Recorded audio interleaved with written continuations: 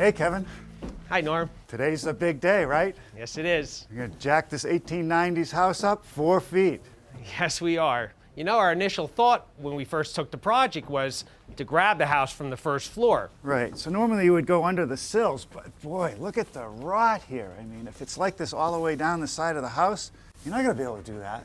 No, we're not, Norm. And that rot is throughout the house. So what our second thought was to grab the house from the second floor to pick it up. And in order to do that, we put our new 2x10s next to the older joists throughout and installed the new girder going across to support the second floor. And you got some bracing here. We have some bracing on the outside wall to stop the wall from going in and out as we lift. And a big parallam here along the top of the, on the perimeter of the house. Yes, and that's going to be for the headers for the windows and the doors, and that's going to allow us to frame new 2x4s underneath for our new walls. All right, so it looks like you got the frame ready to lift. Yes. The crew went through earlier and removed some key windows to slide in steel I-beams. They also removed any trim that might not survive the lift, like the baluster system, which can be reinstalled later. So our next step is going to be, we're going to put some cribbing in across the floors. So cribbing is really like railroad ties, big heavy timbers that they stack to build a tower. That's correct. We will end up with 4 towers or cribs. These cribs need to be level and stable because they're going to bear the weight of the whole house. Next, we'll take I-beams 14 inches tall, slide them in through the windows on top of the cribbing to grab the second floor. Each of these beams weighs 6,000 pounds or 3 tons. They use small rollers and a lot of experience to guide them safely into the right location. When they're done, the 2 main lifting beams will span the entire house, front to back.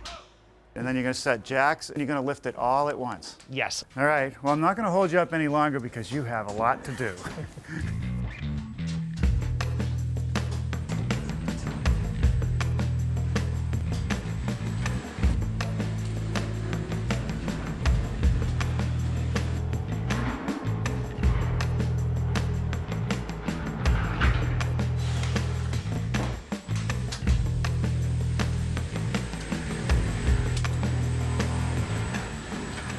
Mitch, this is great.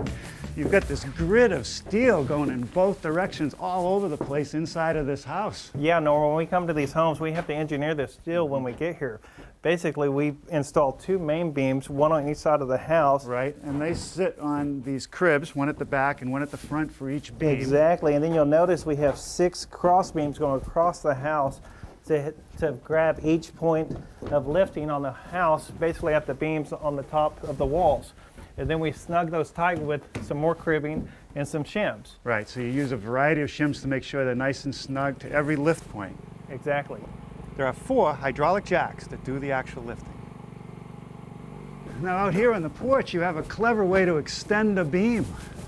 Yeah, we use our cribbing, we tighten it up, and we engineer it to be stronger than what we're lifting. Right, and this porch roof isn't very heavy. Not at all. Now these black hoses are the hydraulic hoses that are connected to the jacks.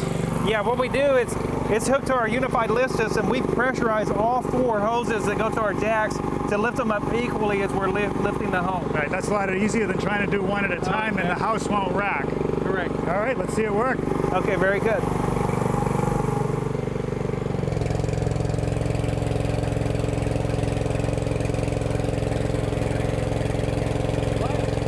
He's moving.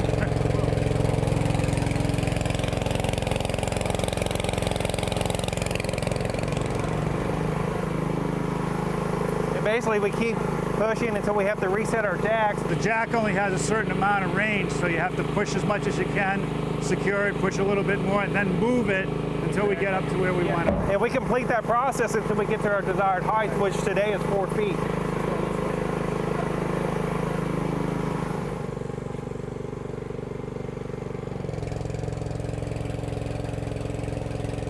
At this point, it looks easy, but it takes a lot of experience to do this right.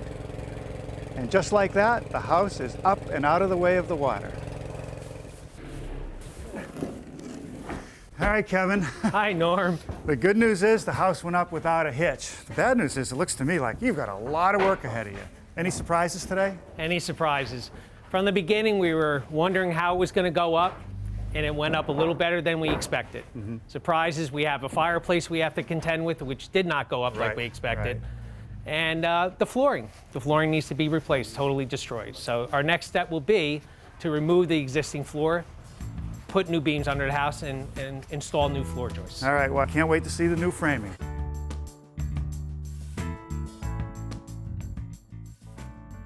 Thanks for watching. This Old House has got a video for just about every home improvement project, so be sure to check out the others. And if you like what you see, click on the subscribe button to make sure that you get our newest videos right in your feed.